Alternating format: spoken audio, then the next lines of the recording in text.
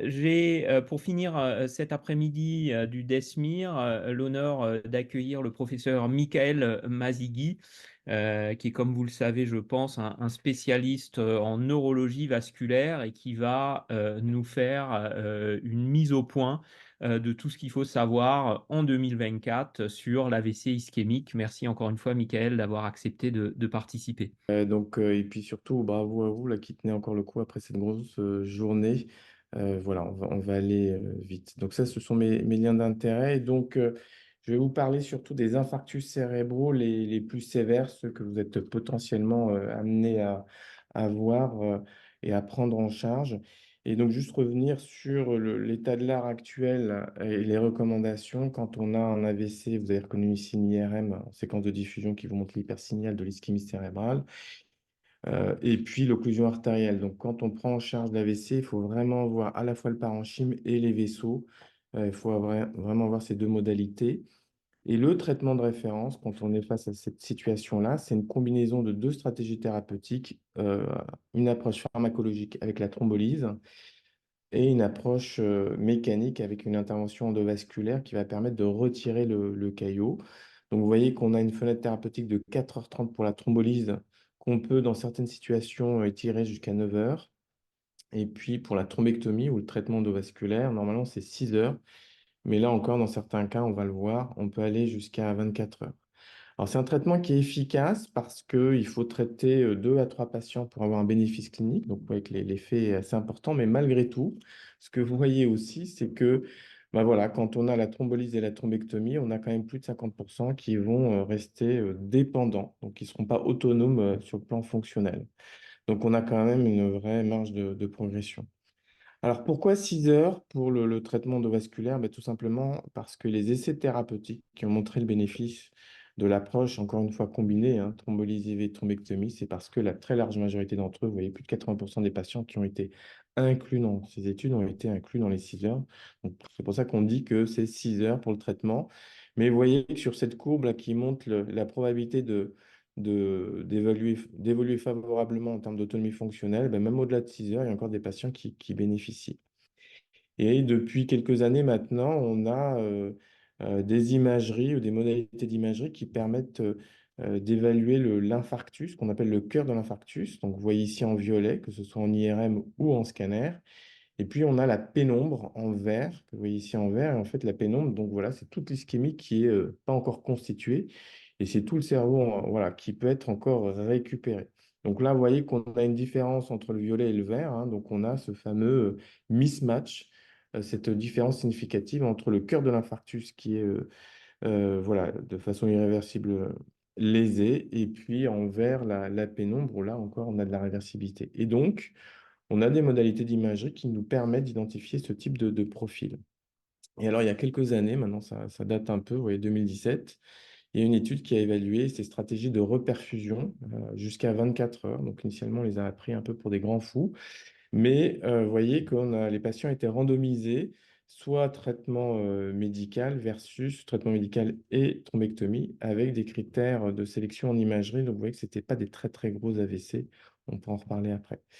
Mais avec cette approche-là et avec ces critères de sélection en imagerie, vous voyez qu'il fallait traiter 2 patients pour avoir un bénéfice sur le plan du handicap, avec quasiment 50% de patients qui avaient une évolution favorable dans le bras traitement versus 13% dans le bras contrôle, avec des limites. C'était beaucoup d'AVC du réveil et pas d'effet sur la mortalité dans cette étude-là. Il y a eu une deuxième étude que voilà, alors cette fois-ci pas jusqu'à 24 heures mais 16 heures, mais qui cette fois-ci non seulement a montré un effet sur l'autonomie, mais également sur la mortalité. Et donc suite à ces deux études-là, les recos nord-américaines et européennes ont dit qu'on pouvait traiter jusqu'à 24 heures sous réserve de respecter les critères de sélection et notamment d'imagerie de ces études.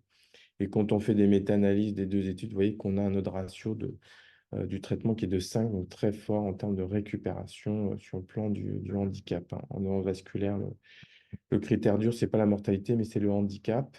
Et suite à ça, maintenant, normalement, quand on est au-delà de 6 heures et qu'on a un infarctus cérébral, on doit avoir une imagerie de perfusion pour voir s'il y a encore du tissu à sauver, ce qui pose des vrais problèmes en termes organisationnels d'accès à l'imagerie. Mais ce qu'ont montré aussi ces études-là, c'est que finalement, on avait deux profils de patients. On avait ce qu'on appelle les progresseurs rapides, c'est-à-dire des patients qui vont très vite avoir des gros AVC avec pas de pénombre. Et à l'inverse, ce qu'on appelle des progresseurs lents, des patients qui vont avoir des petits cœurs d'infarctus et puis une grosse pénombre pendant plusieurs heures. Donc là, on a vu qu'il y avait un bénéfice jusqu'à 24 heures, mais pour certains patients, on peut même avoir un bénéfice au-delà de 24 heures.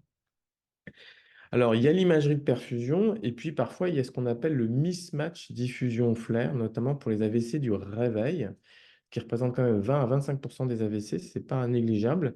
Et donc, vous avez ici des exemples avec l'imagerie en diffusion et en flair, hein. C'est un peu les images que vous montrez tout à l'heure, Benjamin. Donc, vous avez ici un hypersignal en diffusion qu'on ne voit pas en flair. Donc là, on a un mismatch flair-diffusion. Donc, ça veut dire quoi? Ça veut dire que l'ischémie, elle n'est pas encore irréversible, parce que sinon, on a un hypersignal flair. Donc, vous avez ici un autre exemple, notre AVC, on a l'hypersignal en diffusion, on l'a pas en flair.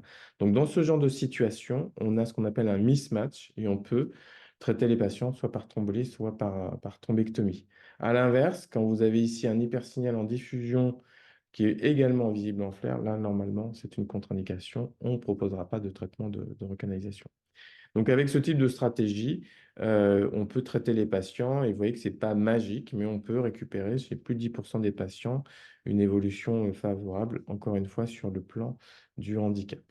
Alors, le bénéfice de ces stratégies de recanalisation, notamment la thrombectomie, il a été démontré en 2015 sur plusieurs études pour les occlusions de la circulation antérieure, c'est-à-dire les occlusions de la carotide et de l'artère cérébrale moyenne proximale, le segment M1. C'est ici le premier segment. Pour les segments plus distaux, ici M2, le bénéfice, il n'apparaît pas clairement. Mais ce que vous voyez, c'est encore une fois, c'est pour la circulation antérieure. Pour le tronc basilaire ou l'artère basilaire, il n'y avait pas de patients inclus dans les études qui ont montré le bénéfice de la thrombectomie en 2015, et on va en dire un mot tout de suite. Parce qu'en effet, autant on a un effet très fort de la thrombectomie pour les occlusions de la circulation antérieure, carotide et cérébrale moyenne, autant pour le tronc basilaire, l'histoire elle est différente. Alors, les recos, et notamment européennes, se basent sur des opinions d'experts qui disent qu'il faut proposer la thrombolyse et la thrombectomie à ces patients-là. Mais quand on regarde les données de la littérature, on a une première étude chinoise qui était l'étude BEST dans les 8 heures après une occlusion du tronc basilaire qui a été arrêtée parce qu'il y avait beaucoup trop de crossover, c'est-à-dire trop de patients qui étaient basculés dans le bras de thrombectomie. Bon, alors les analyses en pair protocole montraient un pronostic plus favorable en cas de thrombectomie, mais en intention de traiter, ça ne sortait pas. Et puis après, on a une étude européenne et sud-américaine qui est l'étude BASIX qui n'a pas montré de bénéfice de la thrombectomie dans les 6 heures de l'occlusion de l'artère basilaire. Donc vous voyez qu'on n'est pas dans une histoire aussi claire que pour la circulation antérieure. Et puis récemment, on a eu deux études chinoises. Alors j'insiste hein, sur le caractère asiatique de la population parce qu'on sait que les Asiatiques ont une prévalence beaucoup plus importante d'athérome intracrânien. Et vous voyez, en effet, hein, 40% des patients avaient un stenting intracrânien. Normalement, quand on fait une procédure de thrombectomie, de capture du caillot, on déploie des stents, mais les stents sont déployés pour capturer le thrombus, mais ils ne sont pas laissés en place. Donc, quand on fait un stenting intracrânien, comme pour la maladie coronaire, c'est parce qu'il y a de l'athérome intracrânien. Et ce n'est pas la majorité des patients que nous, on voit. Donc là, il y avait un bénéfice qui a été montré dans ce profil de patients. J'attire votre attention que uniquement 30% des patients étaient thrombolysés. Là encore, en Chine notamment et dans beaucoup de pays asiatiques, les patients doivent payer, ou la famille plus exactement, doit payer la thrombolyse avant qu'elle soit administrée. Donc il y a un vrai biais. Donc il y a une autre étude jusqu'à 24 heures pour les occlusions du tronc basilaire avec beaucoup de critiques méthodologiques qui étaient positives, mais c'est juste pour, encore une fois, illustrer le fait. Vous voyez, tout à l'heure, c'était 40%, là, c'était 55% des patients qui ont été stentés en intracrânien, donc encore une fois, beaucoup d'athéromes. Beaucoup d'athéromes. Donc, ce n'est pas nos patients. Donc, quand vous avez une occlusion du tronc basilaire, rappelez-vous que, certes, c'est un gros pourvoyeur de mortalité, les occlusions du tronc basilaire, mais le bénéfice de la thrombectomie, il n'est pas aussi clair. Alors, après, il y a les gros volumes. Les gros AVC, pendant très longtemps, ça a été une contre-indication à la thrombolyse et à la thrombectomie. Et aussi parce que ces patients-là étaient exclus des études. Là, vous avez les études qui défilent les unes après les autres et qui vous montrent que dans les critères d'inclusion, ces patients-là n'étaient pas inclus. Donc, on ne sait pas, en fait, s'il y a un bénéfice. Et quand il y avait un gros AVC ou un AVC malin, ben, en fait, c'était plutôt la crâniectomie qui était finalement entreprise avec, vous savez, les grosses discussions qu'on a avec les collègues neurochirurgiens, c'est que la crâniectomie, il y a voilà, des données qui montrent très clairement qu'on a un effet sur la mortalité, hein. Les patients qui ne sont pas crânectomisés, c'est 70% de mortalité versus 22%. Donc, clairement, on sauve des vies. Mais la grande remarque des collègues neurochirurgiens, c'est OK, on va sauver une vie, mais on va faire une plante verte. Et donc, ça crée beaucoup de discussions. Sachez que certaines sociétés, comme ici la Société européenne de l'AVC, proposent des critères pour essayer voilà, de suggérer des profils de patients qui auraient probablement le meilleur bénéfice pour ces opérations. Des patients plutôt jeunes, dans les 48 heures, somnolents, avec un volume de plus de 145 cc à l'imagerie. Et vous voyez qu'il précise le fait qu'il faut des gros volets, hein. Il précise même la taille ici du volet. Alors, c'est vrai que les patients les plus âgés sont exclus d'emblée, mais en fait, vous voyez qu'il y a eu une étude allemande là, qui a été faite chez les patients de plus de 60 ans, et en fait, on retombe sur le même chiffre, c'est-à-dire qu'on a un gros effet sur la mortalité, mais avec beaucoup de handicap. Et alors, en fait, aux États-Unis, il y a eu une enquête, vous voyez, plus de 500 000 patients avant et après l'arrivée de la thrombectomie. Et après l'arrivée de la thrombectomie, ben, on s'est aperçu que le taux de crânectomie a clairement chuté. Et alors là, on a commencé à dire, bah, finalement, peut-être que la thrombectomie peut apporter un bénéfice chez ces patients-là. Alors, les recos ne mettaient pas vraiment de limite. Mais là, encore une fois, c'était des opinions d'experts sur le NIHSS et proposer voilà, d'éventuellement de traiter les patients quand il y avait des gros AVC avec des volumes de plus de 70 cc. Et puis, depuis 2 ans, on a eu des études, alors je ne vais pas toutes vous les montrer.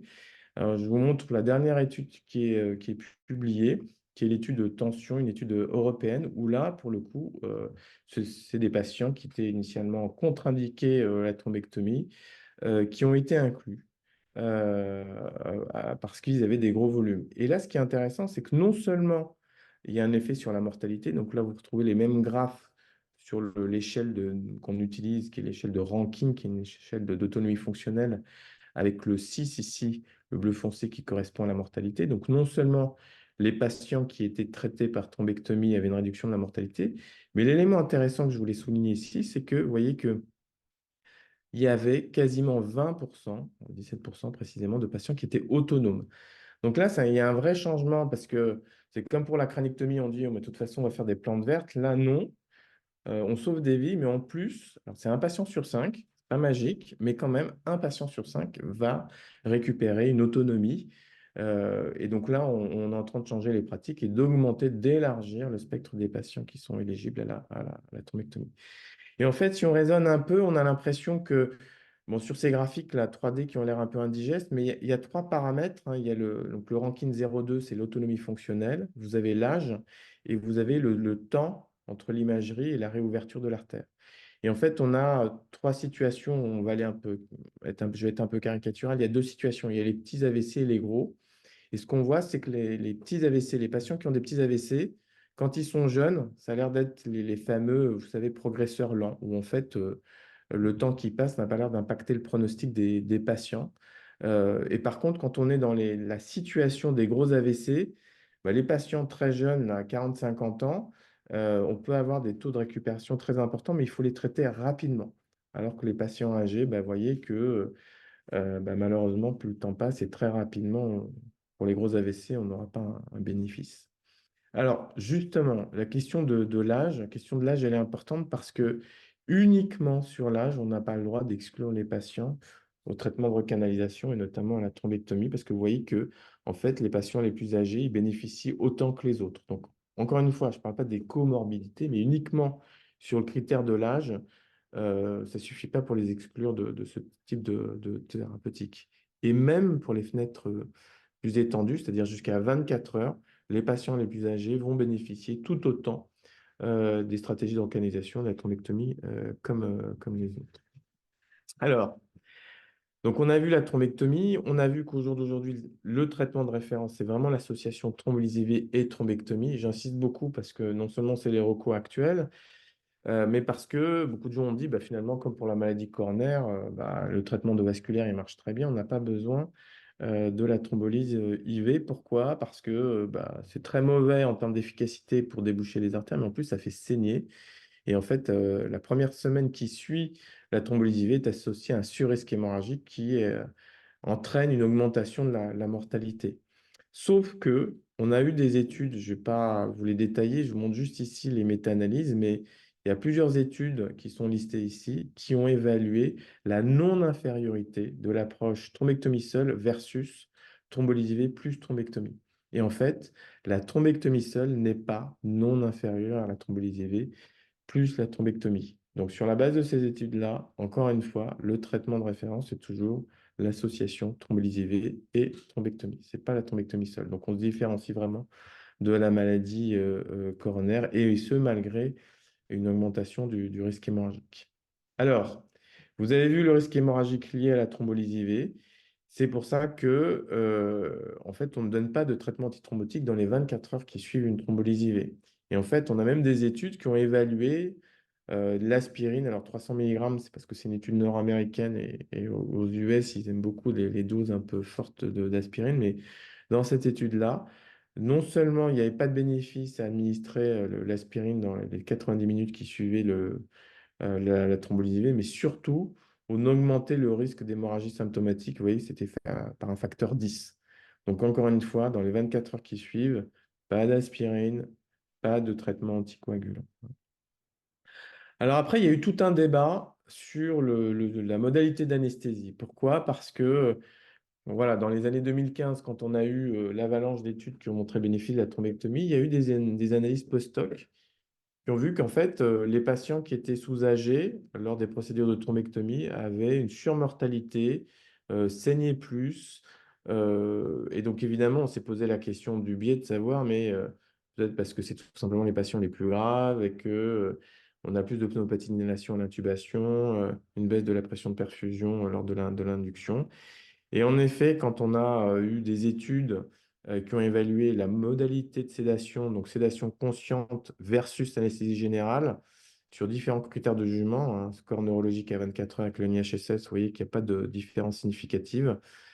Sur l'autonomie fonctionnelle à 3 mois, pas de différence entre l'anesthésie générale et la sédation consciente. Et même, il y a des études qui ont l'air de suggérer que le volume d'infarctus final, il est plus petit en cas d'anesthésie générale, avec une meilleure évolution sur le plan de l'autonomie fonctionnelle. Alors, malgré ces données-là, les recos, elles restent encore un petit peu timorées. Une des explications, c'est de dire oui, mais les études qui ont évolué la stratégie d'anesthésie avaient utilisé des protocoles d'anesthésie différents. Donc, c'est pour ça que voilà, c'est pas tranché, mais sachez que voilà, l'anesthésie générale ne semble pas plus délétère que la sédation consciente, et peut-être même au contraire. Alors, il y a un dernier paramètre avant de terminer, c'est celui de la pression artérielle. Alors, la pression artérielle à la phase aiguë de l'AVC, c'est pas simple. En fait, il y a deux liens qu'on a observés à la fois dans les populations, dans les registres de patients thrombolysés par voie intraveineuse et dans les patients thrombectomisés.